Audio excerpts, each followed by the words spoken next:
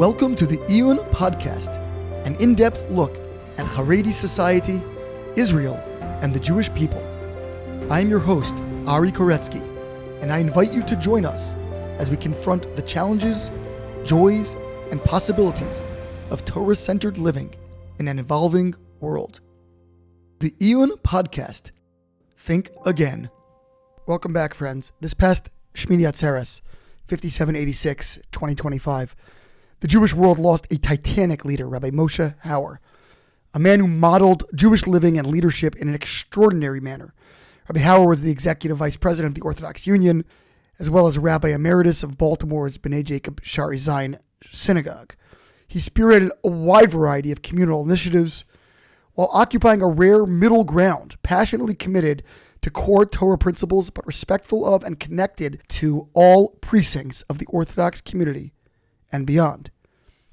In tribute of this great figure who exemplifies the ideals that Iyun promotes, we speak today with Rabbi Yisroel Motzen, head rabbi of the Etz Chaim synagogue in Baltimore, where, incidentally, I personally grew up, as well as a longtime rabbinic student of the late Rabbi Hauer and his associate at the Orthodox Union for the last 4 years. Rabbi Motzen helps us sketch the contours of Rabbi Hauer's unique personality and hashkafa, and shares principles of his that we might incorporate into our own lives. And after our wonderful conversation with Rabbi Motzen, we have a surprise guest as well. So now, to share his memories and perspectives on the great Rabbi Moshe Hauer, we turn to our conversation with Rabbi Yisroel Motzen. We are here with Rabbi Yisroel Motzen. Rabbi Motzen is the head rabbi at Ner Tamid Green Spring Valley Synagogue in Baltimore, which is, believe it or not, the synagogue that I grew up in myself, although a little bit before his tenure there. And he's also the special assistant to the Orthodox Union's EVP office and the director of Kol Echad. So a lot of different titles, hats, etc. that we're going to learn all about. But how are you, Rabbi Motzen? I'm doing great. It's such an honor and joy to be together with you. And I wish we would have been in there to meet together. That would have been wonderful. That's it. Well, then either you would have been a lot older or something like that. You know, that's was the situation. But Rabbi Motzen, we're bringing you on today specifically because we want to do a special tribute to Rabbi Moshe Hauer Zatzal, who, of course, was a titanic rabbinic figure, not just in the Baltimore community, but nationally, and someone that you had a very unique and special relationship with. We want to discuss specifically how his hashkafa, his perceptions and outlooks related to the work that the Iyun Institute does, and not just that, but really the bigger challenges and issues that are facing the Jewish people today. But in order to get there, I want to understand a little bit more about your own background, how you got to where you are today, and kind of then we'll segue into your relationship that you had with this special person. So tell us a little bit about where you're from and kind of what got you to the point you are today, at least professionally. Okay, absolutely. So I'm from Canada, Montreal, and Toronto. You could catch a little bit of a Canadian accent if you listen really closely. I've been living in Baltimore for a good 20-something years at this point. And I came here for Ner Israel, as well as Johns Hopkins, learned in the yeshiva, got a degree in counseling. And so I have a shul in Baltimore, which as I was looking to leave the yeshiva, this shul opened up. Wonderful, wonderful place, a place where you have a real spectrum of Jewish people. In other words, in terms of backgrounds, in terms of political affiliations, anytime you pick a topic, I will guarantee we have people on this side of the extreme and that side of the extreme. There's no one in the middle, I'm pretty sure. But it's a great, great place to really work out ideas, work out different complicated things that are facing the Jewish people. I find it to be like an incredible, I'm not going to use the word lab because it makes it seem like it's not real, but it really is like this incredible, to me, a microcosm of what the Jewish people ultimately should be like. A couple of years ago, about 4 years ago, I was looking to expand, do something else, pick up another project that I wanted to do on the side. And I was speaking to Rabbi Hauer. Rabbi Hauer is someone that also grew up in Montreal. We did not know each other from there. We also missed each other age-wise. He's a couple of years older than me. And I had developed a relationship with him over the years. And I'll just mention this because it's so critical to understanding who he is and the type of person that he is. while he was the rabbi of a shul here in Baltimore, he used to get together every Friday morning with a group of rabbis or aspiring rabbis who wanted to go into the field, and he would share with them like what's going on in his week, what's going on in his day, what are the big issues that he's dealing with, and just throw it to us and discuss it with us. This was the best rabbinic training program you could imagine. You were dealing with like it was a master class. It was a master class in rabbinics, and he dealt with every issue under the sun. And if you want, what would be amazing if someone could find the recordings to those he would be very, very candid in those conversations. He was generally he did record them. I'm surprised. There was someone who recorded them. This wasn't his recording, but there was someone who recorded them, and I doubt that anyone who has any say will ever let these recordings see the light of day, because he was a very cautious, and we'll talk about that more, a very cautious person. But these recordings were a very candid side of him. Anyway, this was only rabbis that were there. There's your young rabbis, or people that were in training also. So it was young, it was aspiring rabbis. There was none of us were actually practicing rabbis at the time. It was people who wanted to become a rabbi, go into any form of Jewish education, leadership in the rabbinic sense. He actually had a similar group that would get together for people who were not going into the rabbinate, who he wanted to help train them to become better lay leaders. And those people actually made a tremendous impact on the Jewish people, like tremendous impact. So anyway, I had a very good relationship with him. I used to manage that group, and I was telling him about this idea, and he turned to me and said, "Hey, we're looking for someone to come to the OU to help me out a little bit." And that was it. I was like, I'm in. And so it's been about 4 years working at his side. I came in as his special assistant, and I could talk more about that role, but I've been working at his side for the past, until this past Simchas Torah. Wow. And what do you think originally kind of drew you to him in terms of his approach? I mean, it sounds like you didn't really know him at all before you joined this, little thought group, this cabal, whatever it might be. What kind of captivated you about his approach? Okay, so I did know him, and the reason I knew him was because I live not too far from his shul. And when my wife and I got married, we lived near a shul. There's a lot of shuls. Baltimore, for those of you who are not in Baltimore, pretty big city, many shuls. And for the first few weeks after we moved there, we would spend each Shabbos at a different shul, kind of testing them out. And no shortage of awesome places with awesome rabbis, but he spoke and he just blew me away. It was his sensitivity. It was his Torah knowledge. It was his, but probably most specifically, what he described as Torah's Chaim. He was a firm believer, as I believe we all are, but he expressed it. The fact that Torah has what to say about every aspect of our life. There is no topic that the Torah is not going to give us real direction on, not in a cutesy way, like we're going to make like a short Dvar Torah to kind of like tie it up together. But what does the Torah have to say about every topic? I remember it was after like the financial crisis. That was not the first time I was there, but after the crash. And he gave probably the most brilliant talks explaining like the undercurrents of what led to it, both with a good handle of what actually took place in the crash, because I think many of us were just kind of lost. But he did like a really, really good analysis. But in addition to that, just bringing to the fore different Torah values that were at play. And it was that Torah's Chaim, it was that ability to really show the bridge between the Torah and our practical life that really caught my attention. And so it sounds like he also really believed in empowering younger people and, bringing them into the conversation in a serious way, not just like in a really collaborative also way, not just kind of lecturing to them and so forth. Yeah, absolutely. He would constantly give us, whenever he would be traveling, he would call one of us, go give this year, go give that year. And it was petrifying. I was scared, a young guy, I had no experience, but he was just like, throw you in, like, you got this. And the truth is, he built people up. His Batim Chabura, again, these are the lay leaders. He would get them onto boards of different organizations in the community, some Orthodox, some non-Orthodox, and just throw them into it. And because he believed in them, he saw the capabilities, he saw the talent. He had a very good ability to see through people, and that was on the one hand very scary for a lot of people. I know many people were intimidated by him because they almost felt like he saw the whole picture. You couldn't hide from him. But in addition to seeing our flaws, he also was able to see our potential, and he focused on the good, and he pushed people on the good. Do you have a sense of how or where Rabbi Hauer developed his own personal hashkafa Chaim, this Torah's Chaim, this idea of, the living Torah, and where did he kind of formulate it? How much was influenced by, his direct teachers, rebbeim of his own? How much by other people that he encountered along his very broad and diverse path of rabbinics and leadership, how much was formulated through his own thought processes, reading, and so forth? Right. It's a great question. It's hard to answer. I mean, his father was a rabbi, his mother was a Jewish educator, so I'm sure a lot of it came from the home. A lot of it came from the home. There's no doubt. He was someone who he was very close to Rabbi Glustein, who was one of the Menahel of Yeshiva Gedola of Montreal, where he studied. He was in touch with him.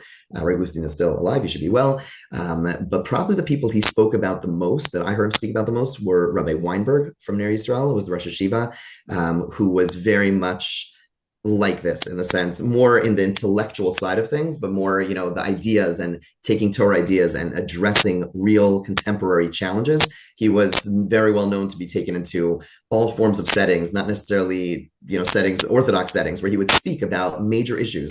And so this was something that Rabbi Weinberg was very, very passionate about, but also the individual who ran the yeshiva more behind the scenes, and that was Rav Herman Neuberger, who one of his key lines, he was known about talking about achrayus, about responsibility, and impressing upon the people in Ner Yisrael about the importance of using their talents, using their skills to go make a difference. And those two people, probably the most, I heard their names quoted the most from him. And fascinating. Yes. And someone who I was also in Ner Yisrael, as were you, and I missed Rabbi Weinberg's tenure. I was there for part of Rabbi Neuberger's tenure towards the end. And yes, you think about the number of initiatives and, just institutions and so forth that have been spawned from that nucleus, or that ground zero, so to speak, is really incredible. It was just within Baltimore, but nationally and internationally, totally, as well. So, what do you think were sort of the kind of the signature qualities, other than, of course, this idea of Torah's Chaim, but how did that express itself more specifically? What were the particular ideas that Rabbi Hauer specifically believed in, or that animated him, and maybe that were potentially in contradistinction to points of emphasis, in the broader Orthodox community, areas that he focused on that maybe don't get as much play, as much prominence in general contemporary discourse? It's a good question. I mean, on the one hand, he was very much a traditionalist in the sense that, Talmud Torah, he was like all about that. Like, let's learn, let's focus on Torah learning. And he, maybe some people would sometimes see him, and certainly when he was maybe a rabbi in Baltimore, as the outlier, like he was the one on the outside, but in so many ways, he was so much, the ideas and values that animated his life were, let's learn Torah, let's do chesed, let's daven in a real, genuine, traditional way. He was like a real traditionalist. I remember, we talked about incorporating some new tefillos into, davening, like absolutely not. Like he was real. That said, he was, and I think this is something that Rabbi Neuberger spoke about a lot, and that was b'makom she'ein ish. When there is someone else not doing something, it's your responsibility to step in. So by definition, he would end up taking upon himself causes that other people wouldn't take on. So when he was a rabbi in Baltimore, at the time, there was not enough of focus on victims of sexual abuse and things of that nature.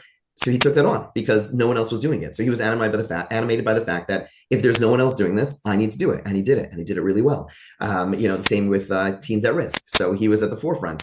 I'm not sure if either of these things would have been his natural passion. He's very good at a lot of things. So it's always hard to assess. But I think he came from a place of achrayus. There was a sense of responsibility. If no one else is doing this and I have some of the skill sets to do it, I'm going to step in. So those were some of the things that he emphasized, not because they should overshadow, the Torah learning and all that, but because the fact that no one else was doing it, so he felt the need to step in and do those things. I think of those in terms of the rabbinate. In terms of his time at the OU, a big emphasis was around populations that sometimes people would call the invisibles, meaning people that we don't always see. We are very much a family-centric faith. We emphasize, and we should emphasize families everything. Avram, Yitzchak, Yaakov, they started as families with their wives, with their children. So we're not in any way downplaying that. And at the same time, the consequence is that if you're divorced, if you're widowed, if you're single, you don't necessarily find a place in your community. So it's something he spoke about as a rabbi, but he created a lot of projects around that at the OU. The department that you mentioned, this is called Kol Echad. This is a department that I lead because he eventually had so many projects that it made sense just to start a department on its own, because there was so much to do in this space, and this was a big passion of his. I think the underlying thing, yes, there was the sensitivity, there was the care, but I think a big part of it was someone has to do something about this. And whenever no one else was doing it, he was going to step in and do whatever he could. Tell me a little bit about Kol Echad, because I think you can learn a lot about a person from the initiatives that they inaugurate, right? So those are obviously the expressions or an embodiment of his values. And especially once he was given this larger, broader platform at the OU, which of course is a national and even international brief, so to speak, the initiatives that he pursued obviously are going to be a direct outgrowth of his own perspective. What projects went into that bucket? So the OU conducted a couple of studies. All of us sit around our Shabbos tables and come up with some great, non-scientific analyses about all the woes of Klal Yisrael. It's good to have data. So the OU created a data center to actually study a lot of these topics. So we're not just making things up as we go along. And the goal was for this data center a research center rather, to direct different projects at the OU. So one of the earliest studies were around singles. Around people who never married. Also, they had a study on divorcees, and both those studies, had a lot of takeaways about the sensitivity our community needs, the services that our community needs to step up with. And so the first thing that we did was spend a lot of time just talking, going to communities, having events where we would share some of the findings of the studies. We'd bring people who were in that population to share their personal experiences to bring it home. We spent a lot of time, and this is a signature Rabbi Hauer move, behind the scenes. Rabbi Hauer was the king of not taking credit. I can't tell you how many OU projects, initiatives there were that do not have an OU symbol on them. I want to be clear: if it's a food product, doesn't have an OU symbol, it's not kosher. But this was his signature move. He was, I think that one of the presidents, I forget who, used to say, "It's amazing what you could accomplish if you don't care to take credits." And he was all about that. He was all about that. So we go into a community, bring together the rabbis, the heads of different organizations behind closed doors, and have a real conversation about where the pitfalls, share some of the data, talk about it together, and some amazing things happen. There's a community out there right now. It's just hired an individual to work with all the different shuls to ensure that singles get an invitation every single Shabbos and Yom Tov. So they have like a coordinator that we're working together with them. There's there's an initiative, there's a project that we put together for children who don't have a parent on their side of the mechitza, to sit with them, to kind of mentor them during davening, to be with them, many other pieces. There's a e-magazine that we put together. Actually, this upcoming one is dedicated to the legacy of Rabbi Hauer and speaks a little bit about what he did in this space. But the consistent, so the consistent theme is these are people who we have a responsibility to, but also we should admire. When I remember spending a Shabbos with him, he went to Sister to Sister, as an organization that works with divorcees, and he was their keynote speaker almost every year. And so Shabbos morning in his drasha, he had like a line there which took from Hadass 11 Stern. I'm a widow. I'm not miskin. I'm not pitiful. And his point was what you're accomplishing, what you're able to do with two hands tied behind your back as a single parent. Like, on the contrary, it's not just that there's not having sympathy for you. Like, you're amazing. Like, what you're doing is remarkable. Like, what you're able to accomplish on your own. You think about the data around how much these people are making financially, and you talk about the stress and what they're putting together is just unreal, and just lifting people up, letting them see their awesomeness. It was the room, just like you felt the room just elevating. People just, it was electric. It was really something. So yeah, I mean, that's a very general sense of what Kol Echad is and his focus in that space. And he would do whatever he could to be connected to them. I'll just mention one other thing, because this was so important to him. Very often, especially the women after divorce, sometimes don't have a rabbi. And he felt it was so critical for their well-being socially, but also spiritually, to have some connection to a rabbi. They actually started this project through Sister to Sister, where a person who doesn't have a rabbi could call them and they'll connect them to somebody, from within another community. This happens a lot, especially in the Hasidic community, where it was only the men speaking to the rabbis. They feel really lost. But again, it was just a sense of how can we recreate and give them a structure that is necessary, that is important, at the same time with an incredible amount of not just sensitivity, but respect. He was so sensitive around some of the ads that we did around this. He was just like hypersensitive around, will this in any way make someone feel bad, in any way make them feel less than? Because that's not, if so, forget it. It's entirely not worth it. When you talk about that, he kind of, spearheaded or supported initiatives with, not under the OU's banner. Why did he do that? Was that sometimes because the organization, in order for the project to be successful, it needed to have a different name on it Yeah, because people, let's absolutely. say, in a certain segment of the community wouldn't accept, OU or whatever it might be? Yes, absolutely. So certain things, I'll just like one particular project without mentioning the name of the project, because that would undermine this. But it was directed at a more yeshivish type of crowd, and the OU had depends. I think it was really changing under Rabbi Hauer significantly. That it was becoming much more mikubal, much more accepted, and at the same time, there was this recognition if this program, which already was a little bit avant-garde, would have put the OU on it, it would have been seen in a certain light, and he recognized it would only hinder if the OU is going to help, let's use it. If it's going to hinder, why do we need credit? Like on the contrary, it's not about credit. Well, God will take care of that. So yeah, especially when it came to, in perhaps more yeshiva circles, he was very comfortable saying, let's just take the OU off. People will recognize who we are, and people did. So I guess if you can describe Rabbi Hauer's philosophy, you traveled him, I believe, at least once to Israel. And, Israel was such an important part of his worldview, his life. I thought to myself, if he had four chambers of his heart, I think three of them were in Israel. He Yes. was such an Israel centric person.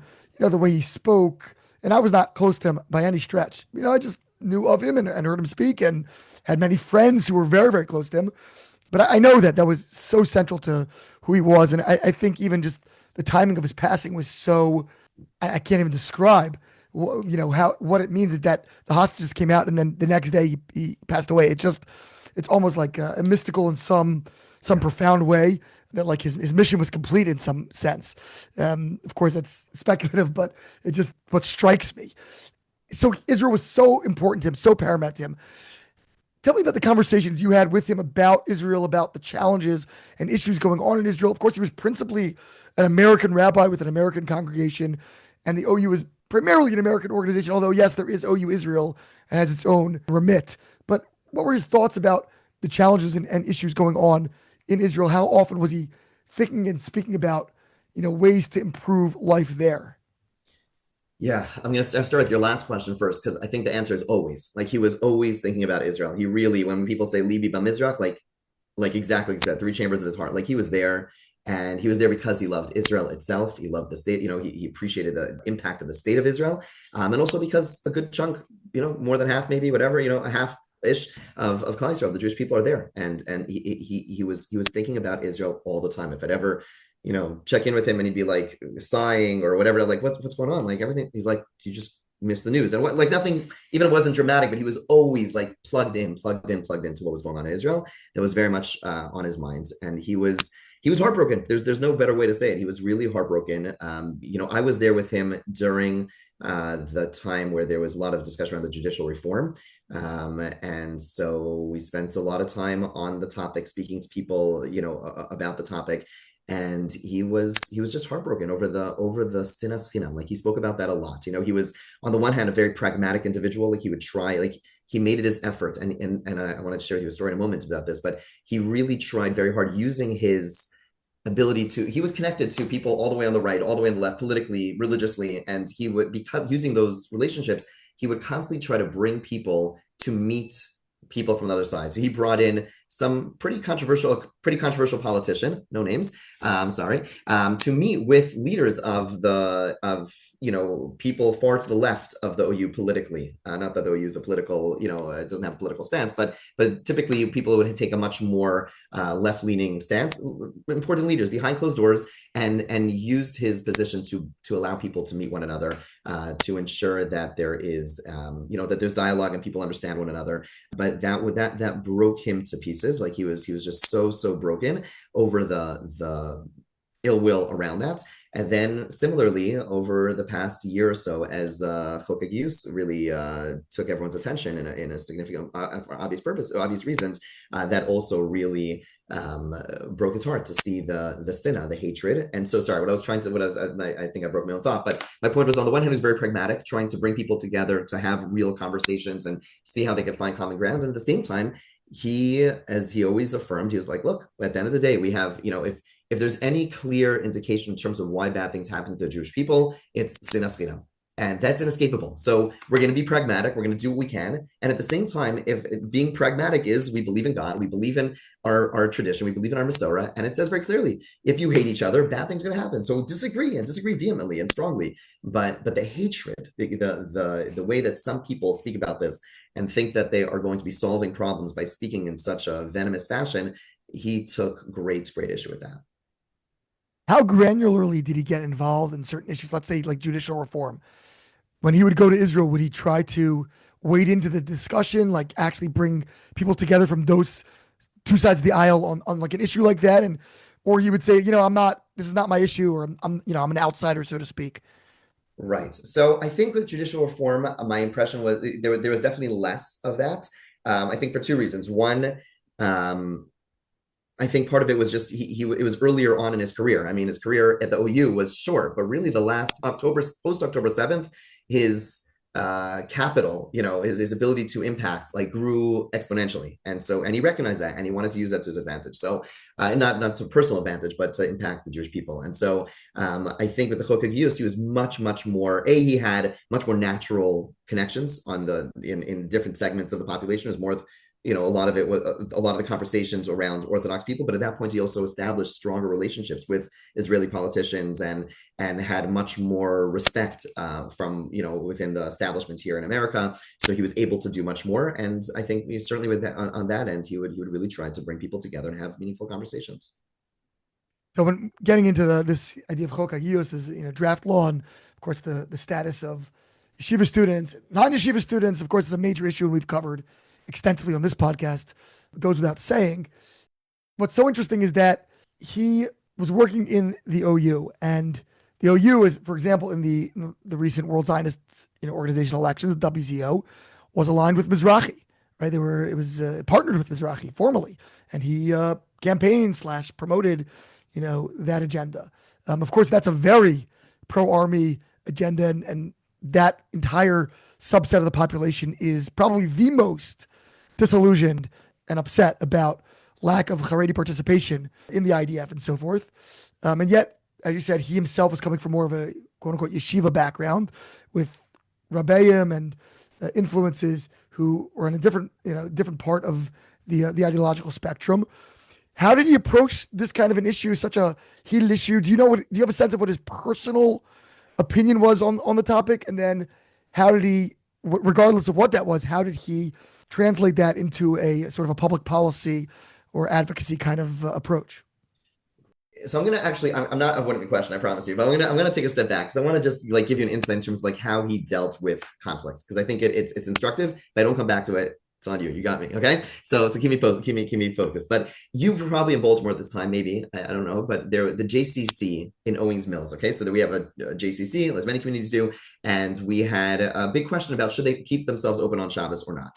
And so there was a big pushback from the Orthodox community saying that this was an institution which represented the entirety of the Jewish community. And as much as we expect in this day and age for any Jewish function for there to be kosher food, it would be appropriate for there for the place to be closed on Shabbos. That was the basic gist of the thinking. And it got pretty feisty. It got really, really feisty. There were different opinions and it got very strong. And there was a rally. And of course, he was chosen out of all the rabbis, even though he wasn't the senior rabbi, he was chosen to speak. And in that talk, I think it was like a masterclass on how to disagree, okay? Because he had very strong position about the fact that he believed the JCC should close. And he directed his words as a letter to the community that was interested in having the JCC open on Shabbos.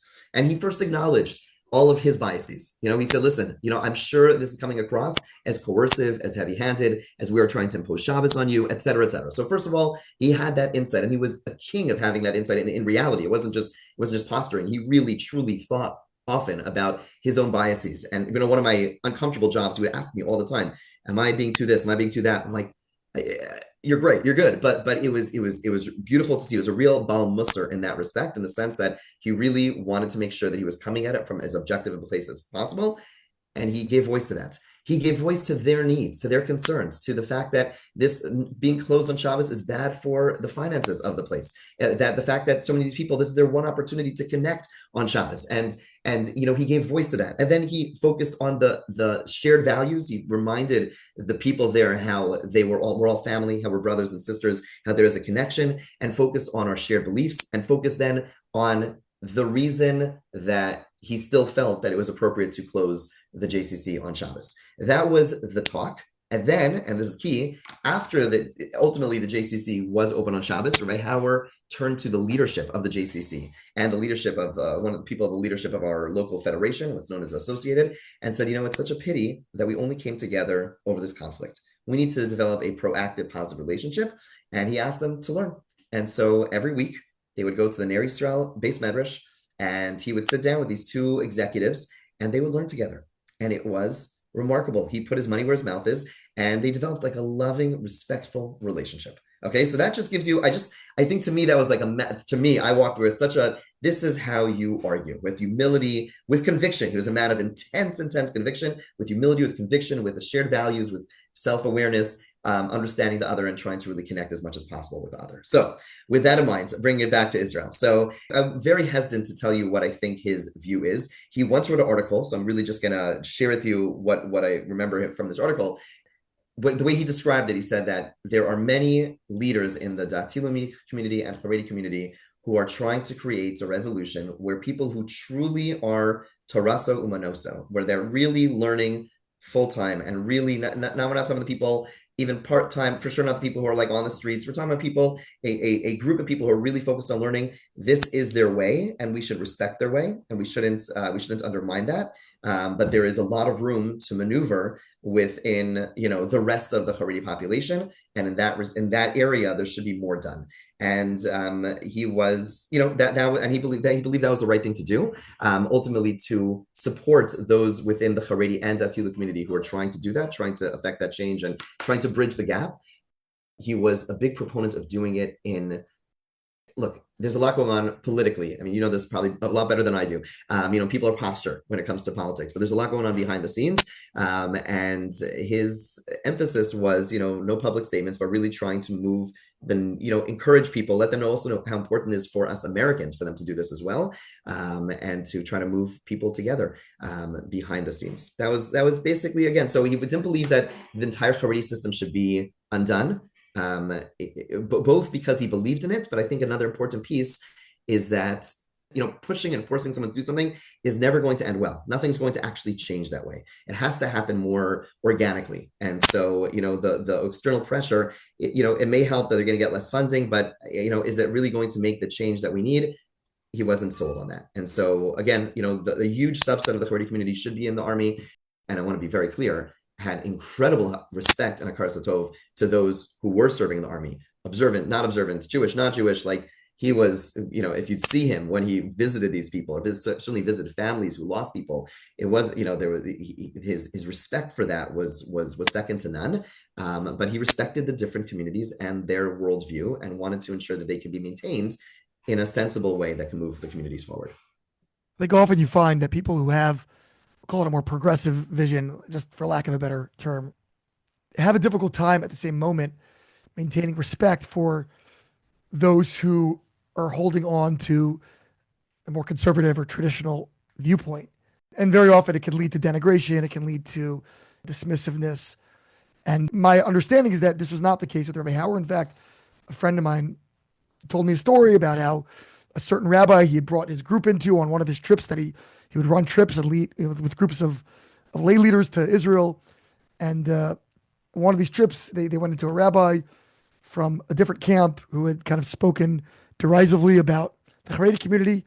And afterwards, I think not to this rabbi's face, but to his group afterwards, it sounded like Rabbi Hauer was very upset, said something very strong about this is not the way we speak. And even though he may have in some ways concurred with that rabbi's critique, so how did he thread that needle? How did he maintain respect? Because it is sometimes hard to respect somebody that disavows things you believe in very strongly, right? Because these are core ideas. These are not, just not like somebody's opinion on baseball. This is somebody's opinion about really critical central issues. And so you can't say it's a reflection of the values of that person. It is easy, natural almost, to feel disdainful towards that person. But he didn't do that. How did he thread that needle? He genuinely was able to see the value in the different positions and respect them. It came from a place of genuine respect. Maybe I'll give an example where it hits a little bit closer to home for him, because one could argue, yeah, he's at a distance. As many people took issues with a lot of what he said during the, like, what are you doing? Go back to America! Like, stop it! Like, we don't want your viewpoints. And people, that particular message that he sent out, he got a lot of hate mail, a lot of pushback around these messages, especially like, what are you doing here? Like, this is not your place. So I just want to share a personal example. Earlier on in his career at the OU, there was a group, and this was recently mentioned. Someone mentioned this in the Hesped, so I feel comfortable now mentioning this. I wouldn't have otherwise mentioned it, just putting it out there. But a group of rather younger people came to Rabbi Hauer to criticize him about his positions, what he's doing. It was a pretty intense conversation. I was in this conversation and I struggled. I had a very, very hard time listening to these things that were said. It was not the most respectful conversation. And I'm saying that mildly. Let me say it better. It was a very disrespectful conversation. And it was bad. It was like really, really uncomfortable. Criticizing him, just over and over criticizing him, with a group of the OU leadership there as well.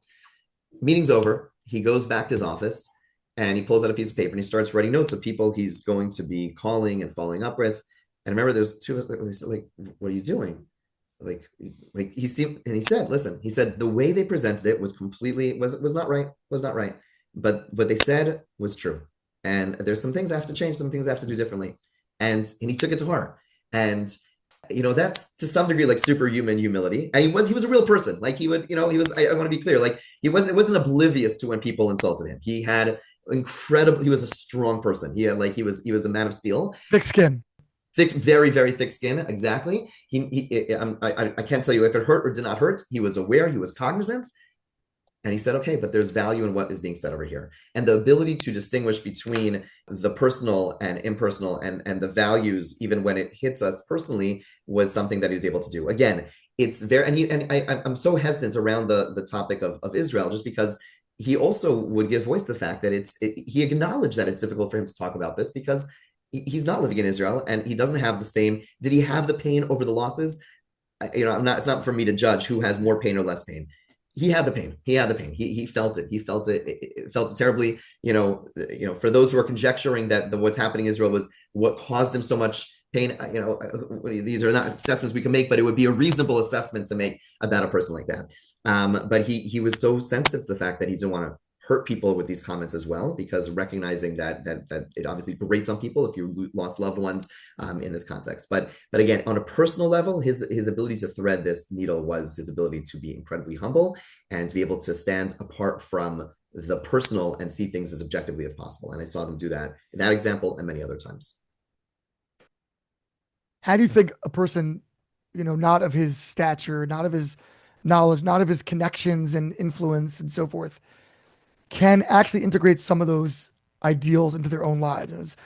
It's very, very difficult. People need to live sort of within a communal framework, right? That's part of what tethers people and anchors people in life. And not everyone could be so broad and so iconoclastic in this sort of way. And, it takes an incredible resolve and self-confidence that is pretty unique. So that being said, how can a person who is attached to a particular community learn from his example when he sort of transcended that need?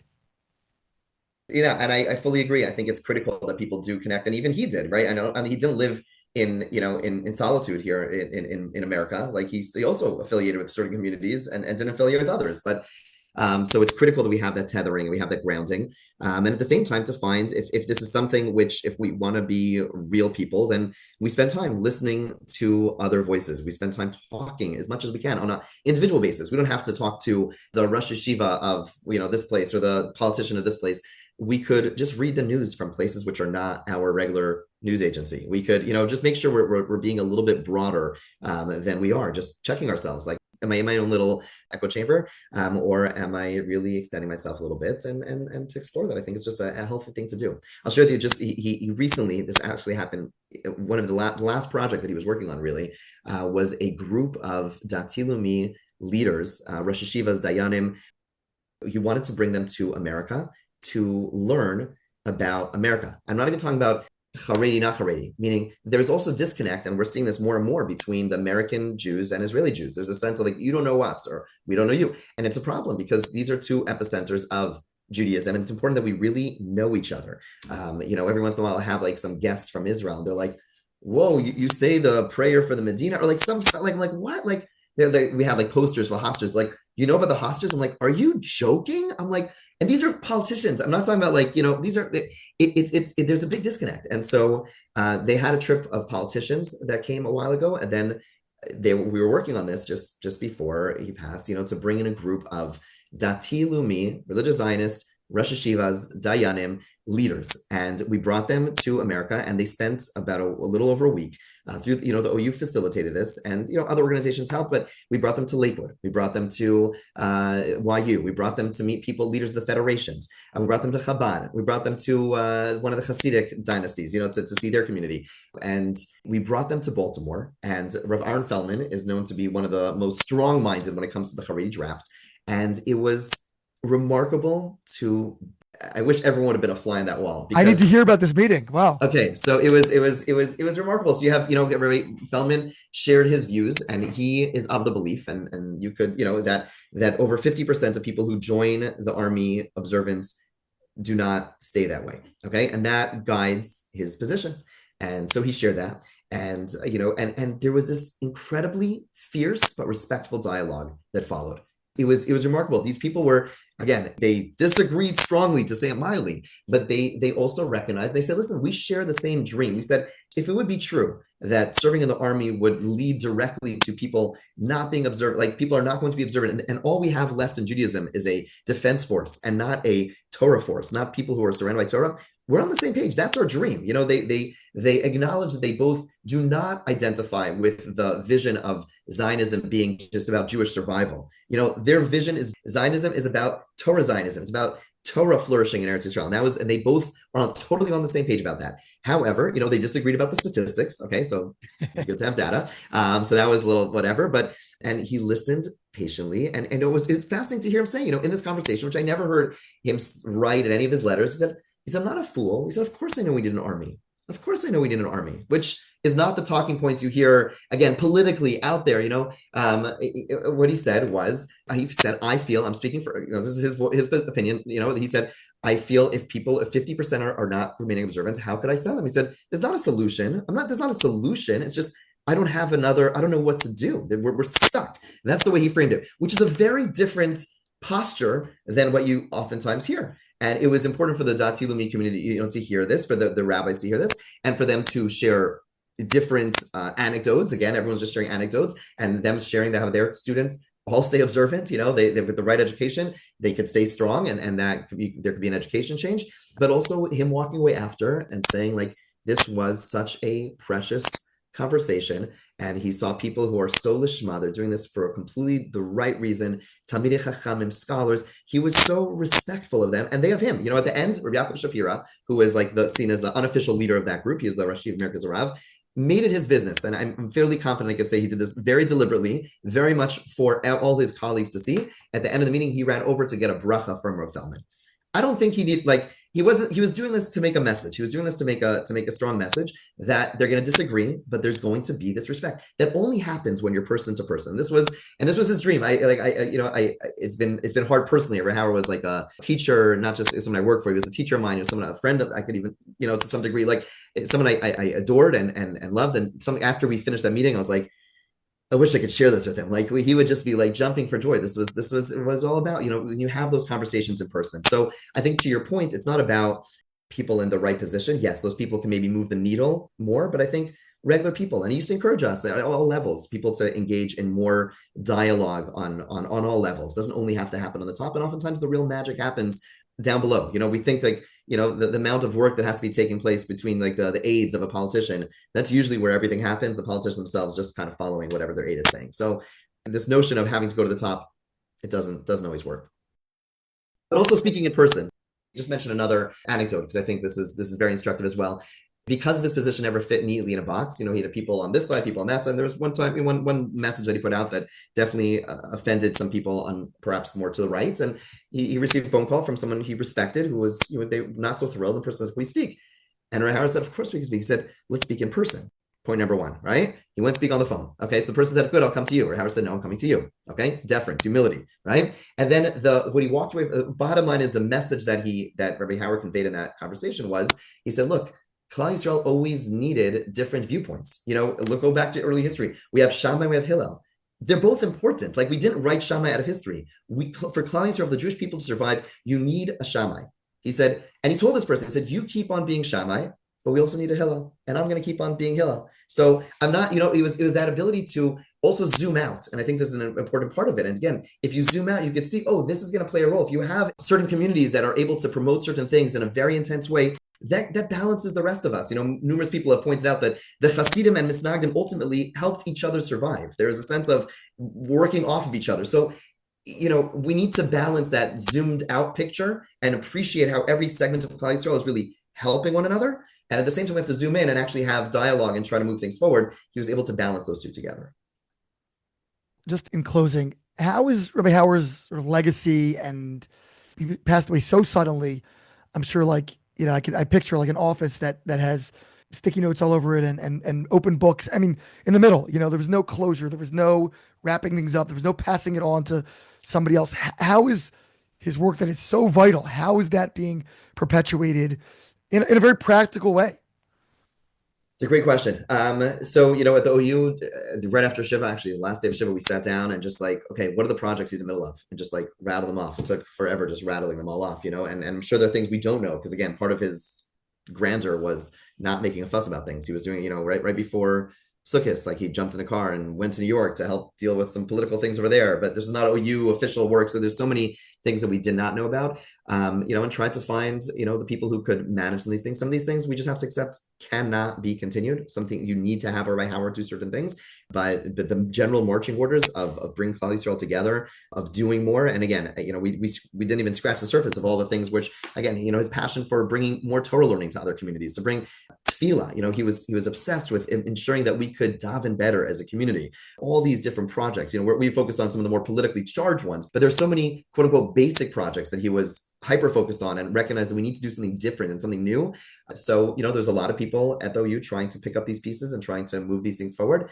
I'm speaking specifically for the OU, but in some respect, there is a person missing that it's very hard to fill that void. I'll share with you a idea from Rav Kook. Is that allowed on Iyun podcast? I don't know. Oh my God, it's encouraged. Okay, so perfect. So I heard this from Moshe Weinberg. It's such a gorgeous view of it. We have Hanukkah around the corner, and we know the famous machlokas Shammai and Hillel about the lights going up or lights going down. Shammai says we start with 8 and go 7 on day 2, 6 on day 3, et cetera. And Hillel, which is the way we like, we go 1, 2, 3, 4, 5, 6, 7, 8. And so Rav Kook suggested that Shammai is focused as the simple implication of the Gemara. One of the implications of the Gemara is that some notion of Yeridas Adoros, ascension of our holiness going down. And the idea, if you look at the actual Gemara, it speaks about Yeridas Adoros, about this generation after generation going down.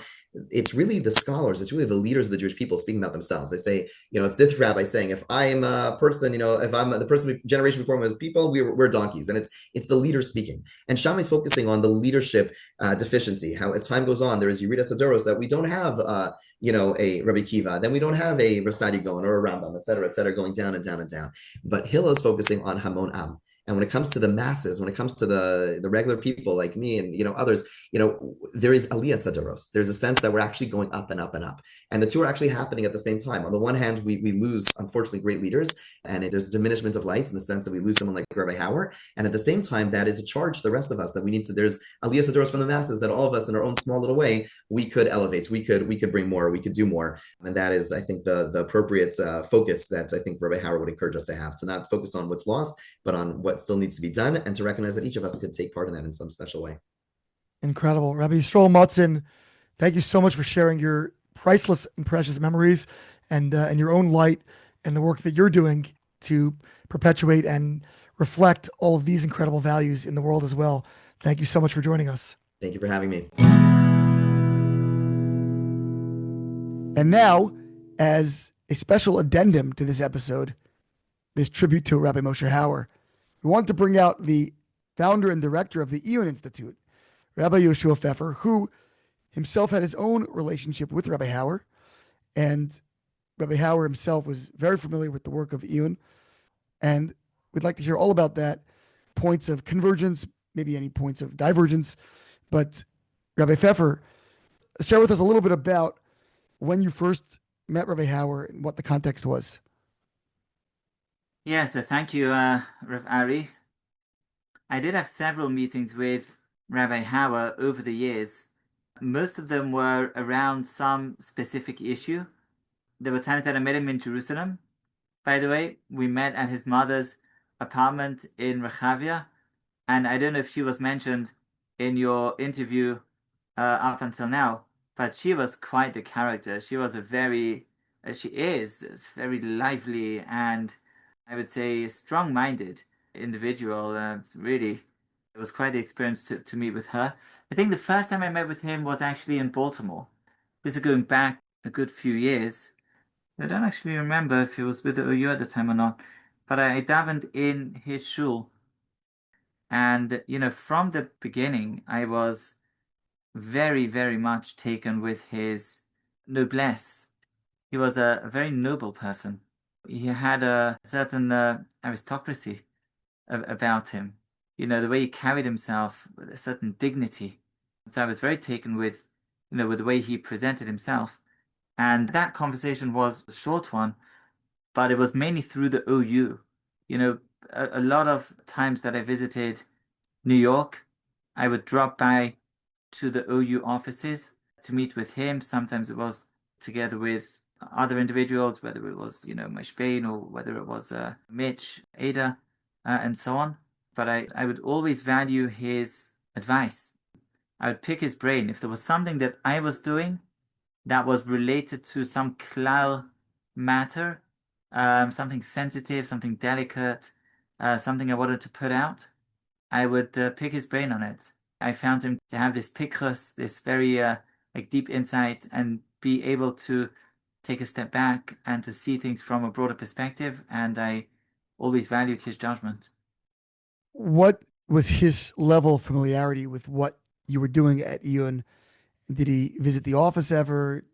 Do you have a sense that he read any of the publications or anything of that nature? Yeah, so first of all, he definitely read some Iyun pieces. I discussed, some issues related to Iyun subject matters here and there, especially related to the army issue. And he was very busy with it, at the very least on a mental sense. I don't know how much, he could get involved in that in terms of OU, but he cared a lot, bothered him, and he certainly was updated on Iyun pieces on matters of army. I'll tell you something, when I would consult with him, I was very, very impressed by the way in which he was a Klal Yisrael person. He was the very opposite of sectorial, beholden to one kind of sector or group. I think that's also what enabled him. He came from a more yeshivish background, and yet he was, of course, a very deep part of the OU, which works with a more modern demographic than where he hailed from himself. But even as an OU person, he looked at Klal Yisrael. I'm sure he had certain loyalties to, the OU demographic, but when I would speak to him, it was always a Klal Yisrael approach. And from that perspective, he could be deeply engaged in the issues that I was facing with a Haredi demographic, with a Haredi sector, because he appreciated the profound impact that this sector and its integration into Israel and the question of the draft and many other questions would have for the future of the Jewish people. And for him, that was always the approach. It was never, this sector, that sector. It was really a Klal Yisrael approach. That was definitely part of his gadlus. He was just a Jewish people person in the full scope, in the full gadlus, in the full range. And, going to his Levai, by the way, I was at the Levai in Yerushalayim, and you could see, everyone was there. There was a representation, of all the different demographics that they're all present there. It was a very broad, diverse gathering. There was a very honorable and I would say dignified gathering, and it was very diverse and very appropriate for who he was. Were there any specific ideas or approaches or solutions that he championed, that he promoted, that he was working on specifically that you were aware of? I'll tell you something. He was emar ma'at ve'aseh harbe. He didn't disclose a lot of, I'm planning to do this and planning to do that. He wasn't that kind of person. He allowed the actions to speak louder than words, and when the actions didn't speak, he didn't reveal the words that didn't come to fruition. I can tell you also, he was a man of caution. He was very cautious about what to say and how to say it. He agonized over choices of words. Certainly, when there was something that could be construed as negative about someone, a critique, something that could potentially have a negative connotation, he had tremendous caution. And even when it wasn't something negative, but something that could be embroiled in controversy, I don't think he was afraid of doing anything controversial. On the contrary, he was a brave person, and he was able to step up and do what it takes. But he said, you know what, if you're going to be doing this, then make sure it's worth it. Make sure you do it right. Make sure you do it at the right time. Make sure that you don't waste an opportunity and embroil yourself in some matter when you're not going to be maximizing the potential impact of doing that. That was also the advice he gave me more than once on things that I was thinking of doing or putting out, a statement, a letter, an article. He was like, yeah, you need to do this, but you need to do it right. Did you ever disagree substantively on direction that something should go or way that the community should respond or solutions again that should be platformed? Probably. I say probably because I took issue with some of the statements that the OU put out here and there. And I imagine that he was involved in drafting them because he was just involved in everything. In terms of drafting in the PR, the face of the OU, kalape chutz, right, towards the general public, that was Rabbi Hauer's domain. And sometimes I took issue here and there. I felt that sometimes there was too much caution, there was too much, we need to be okay with everyone. You'll forgive me, but kind of being a bit gallistic, meaning, we can't really say what we believe too forcefully because we'll upset this side of the political aisle or that side of the political aisle, and we need to be okay with everyone. We're in the United States, we're in Gaulis. I felt sometimes that, the opposite. We as Jews need to take a strong moral stand and support the good, even if that might mean alienating some elements of, political aisles. So are you talking about specific like social causes? Yes, there were certain social causes that I felt the statements were a little bit too wishy-washy and needed to take a firmer position for the good. And I even wrote pieces here and there on Iyun when I felt there was strong enough cause for that. But I didn't take it up with him because I understood his position, meaning I totally understood the OU position. I appreciated where it's coming from, but I didn't always agree. I would say that most times I definitely did agree, though, meaning most times I felt that OU and Rabbi Hauer specifically was saying, the way it should be. I don't know, the Washington rally, okay, that's an easy one. By the way, he was very, very upset then, very, very upset. I remember speaking to him after the rally, and I don't know if it was a fiasco, but it was, there was some unfortunate, the way it turned out in the end with the participation of the Aguda and so on, it was unfortunate. And he was very frustrated and upset. And nevertheless, he really tried his hardest not to say anything like negative about anyone, or he was really good. Meaning he was upset, he was visibly frustrated, but he was very cautious not to be negative. And he felt that canceling participation was the wrong move, to put it mildly, and yet he didn't denigrate those Rabbanim who had spoken forcefully against it. Yeah, he mentioned no names. He was very careful, didn't mention any names. Again, like I said, he was visibly angry. And yet, It was like a tzaddik, you know. He was really he was really special. Just in closing, what did you most learn from him in terms of leadership style or how to approach sensitive matters, which you're often involved with at Iyun? You're also a communal rav based in and dealing with a lot of tricky and challenging areas, both of halacha, hashkafa, communal policy. What did you learn most from his approach and his style? It's a good question. Again, he was very, multifaceted, but if I'm imagining his countenance before me, then probably more than anything else is the ability to stay above the fray, to take a deep breath, to not become embroiled, whether emotionally or politically.